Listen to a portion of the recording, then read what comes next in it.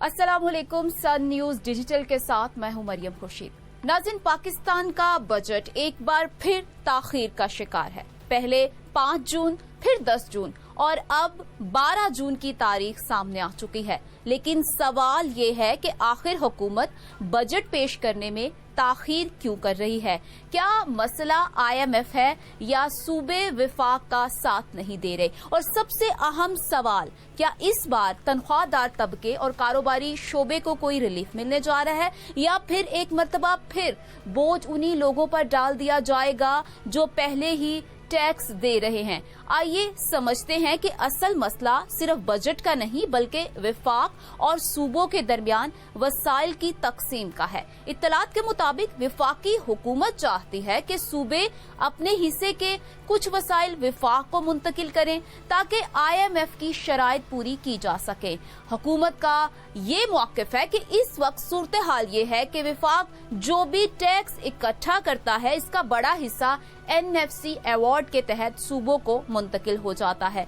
दूसरी तरफ कर्जों की अदायगियां, दिफाई अखराजात, तवानाई सेक्टर की सब्सिडीज और बेनजीर इनकम सपोर्ट प्रोग्राम जैसे बड़े अखराजात विफाक के जिम्मे हैं। इसीलिए हुकूमत चाहती है कि या तो सूबे कुछ माली बोझ उठाएं या फिर अपने हिस्से में लचक दिखाएं। लेकिन सूबे खास तौर पर खैबर पख्तूनख्वा इस तजवीज पर आमादा नजर नहीं आ रहे, जबकि पीपल्स पार्टी को भी कायल करने की कोशिशें की जा रही हैं। यही वजह है कि बजट की तैयारी में गैर मामूली ताखीर देखने को मिल रही है।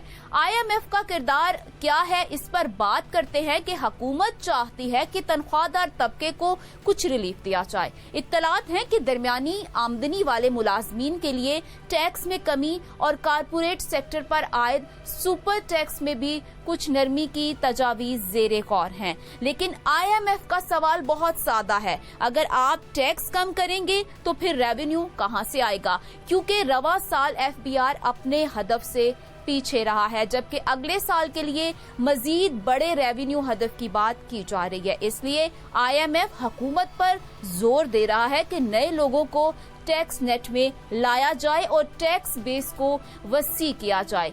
असल मसला कहाँ है? यहाँ असल बहस शुरू होती है। पाकिस्तान में तनख्वाहदार तबका और रजिस्टर्ड कंपनियां मुसलसल शिकायत कर रही हैं कि हर साल उन्हीं पर नए टैक्स लगा दिए जाते हैं, जबकि लाखों ताजिर और गैर रस्मी कारोबार अभी तक मुकम्मल तौर पर टैक्स नेट में शामिल नहीं हो सके।